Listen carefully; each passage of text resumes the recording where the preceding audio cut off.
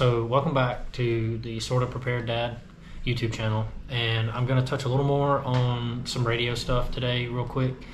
Let me preface all of this by saying I'm not a comms expert. I'm just a guy who's undiagnosed, who has these hyperfixation periods where I just like learn everything there is to learn about any particular topic, and radios were kind of one of those things that I dove down that rabbit hole and kind of never was able to climb out of. And I just saw a big need for them, and so that's why they're such a pivotal part of my communications plan. And again, communications is really important because flow of information is invaluable. It's one of those things that if you have flow of information coming in and going out, you can get help, you can send help, you can know where danger is, you can know where help is. Like if the government,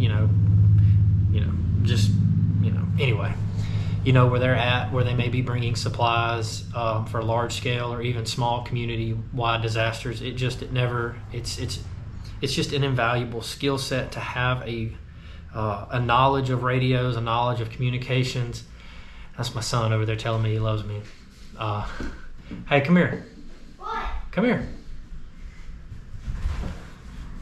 All right. Anyway, so we and that's another thing is I incorporate my kids in it. You know, they think we're playing, but in reality they're learning different things about these radios. And something that somebody brought up before I go any further I wanted to mention was that, you know, they think that it's more important to like know how to use the stuff but not to invest too much time, effort, energy when, you know, all these other things, you know, are more important and stuff like that. And I understand that perspective. I understand where they're coming from, and I get that. I get that mindset. I get that understanding. But once you start checking boxes and you get certain parts of your preparedness plan done, then you can circle back and you can start building redundancy within other areas. And that's kind of where I feel like I'm at right now.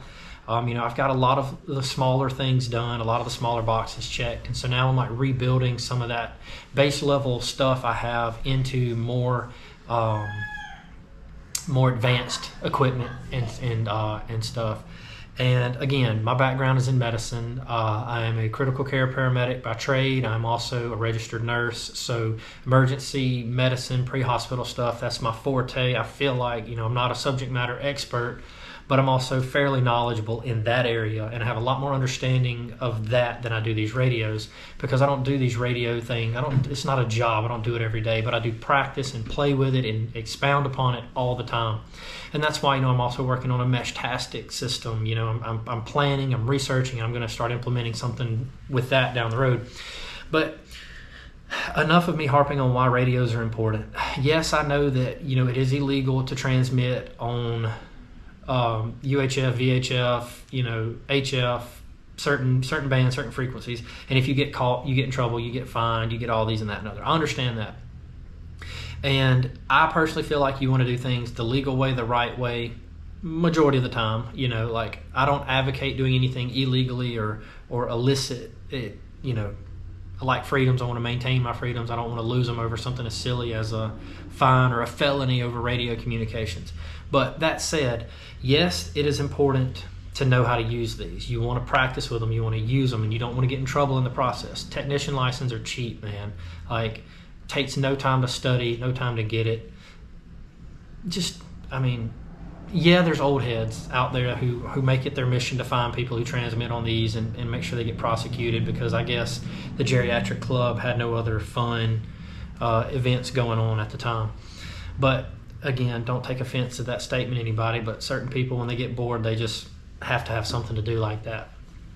But this video is mainly me talking about why the UV5R, the Baofengs, they're not it for me. This isn't a review, this isn't a bash video, but this is just me talking about why this little radio right here, I have gone beyond that. I have built past that. This was the first radio I ever bought. I built my initial communications plan around 70 centimeter and 2 meter bands after I got my technician license. But then as I got more knowledgeable and I understood more about this equipment, I changed the plan. Things got rebuilt, redone, changed, whatever.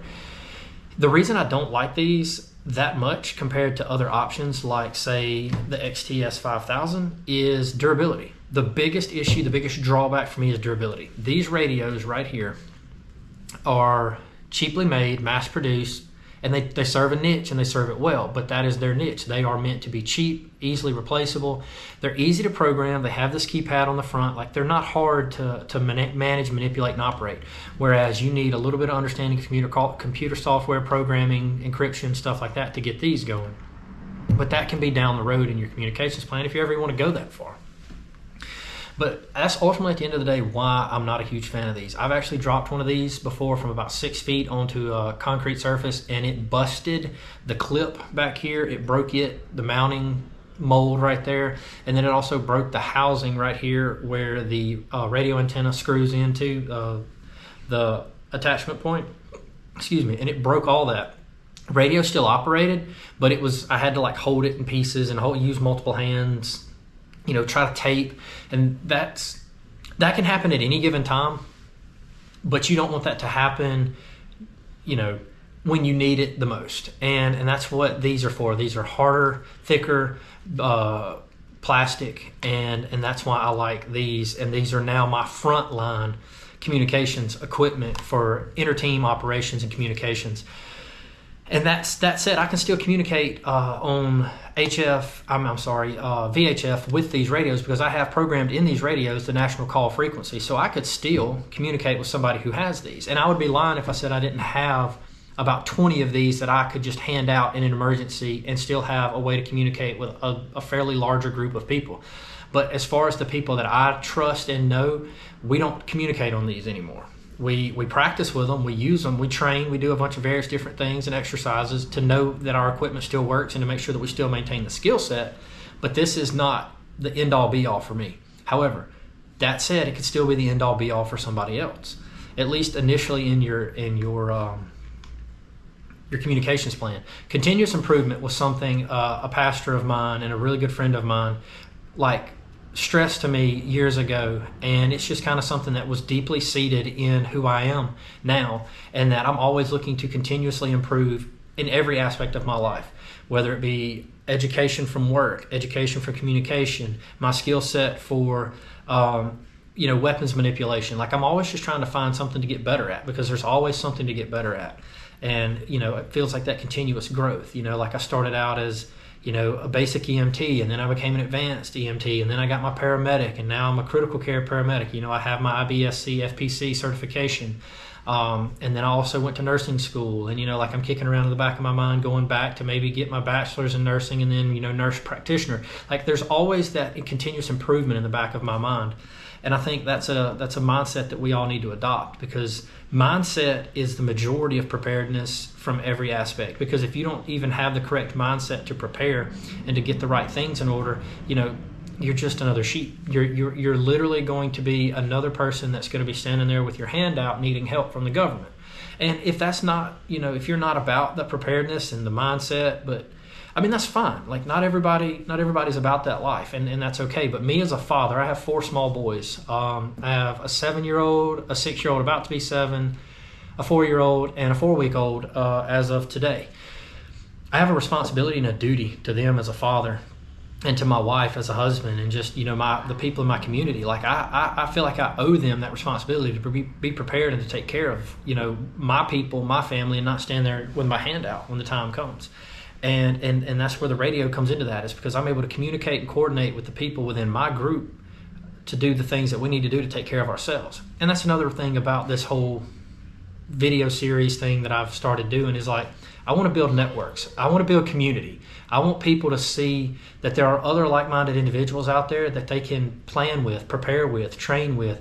You look back at, pre-colonial America, we just celebrated the 250th birthday of the United States, and you look back at what led to the birth of our nation was these small knit communities, these people in these like-minded groups looking out for each other. And then when the time came to take on the British Army, which was at that time the greatest fighting force this world had ever seen, a very small group of individuals were able to push back. They say 3% of the population was what it took to defeat the British, but it was more than that, in a sense of just 3% of people. It was the families within those networks of people, like, supporting them and doing all the things that needed to be done.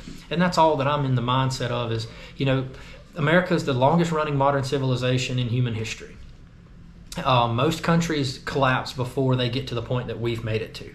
And, as time goes on, you can tell that this country is getting more and more unstable, whether it be from the geopolitical standpoint, whether it's, demographics and people groups having issues with the way things are being ran, and they're wanting it their way. And if you study any of European history, especially during the Balkanization of those nations over there, when the Balkans went through everything that was going on over there, that's a realistic possibility here in the United States. Like, we're not immune to disaster. We have hurricanes, tornadoes, localized disasters all the time. There's nothing to say that we can't start having regional instability and civil unrest. And that's all good and dandy to prepare for. But at the same time, I want to help people just have a sense of peace and a sense of relaxation, that they're prepared for the local disasters too. Hey, buddy. Like tornadoes, hurricanes, and stuff like that. Like, I want everybody to be able to feel safe and comfortable from the ground up. If you can prepare for these little small disasters and be adequately ready, you can easily be prepared for larger disasters too. And that's what this is all about.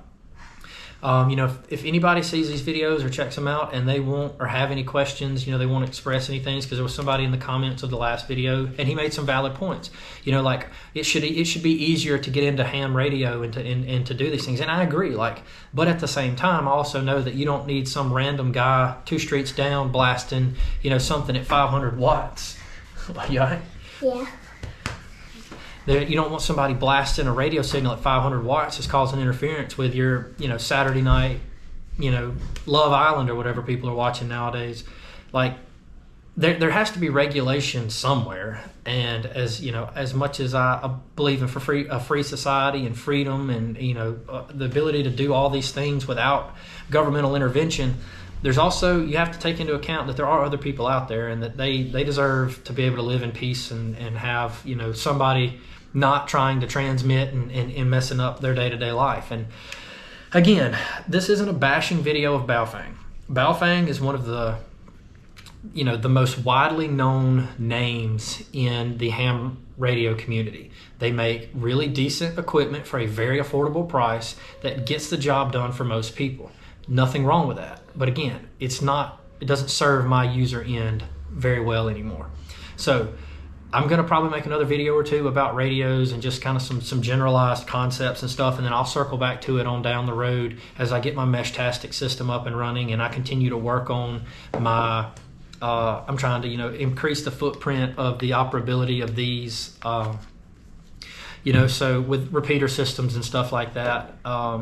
So I'll circle back to these radios then after I do a couple more videos, and I'm just going to kind of show a way that I use these in my day-to-day life, and how I have them prepared for implementation in my day-to-day life should there be a situation where cell phones go down, because they go down all the time, especially where we live, because people cut fiber optic cables while they're digging who knows what for. So some minor improvements that you can make even on the Baofengs to increase their serviceability, like an antenna.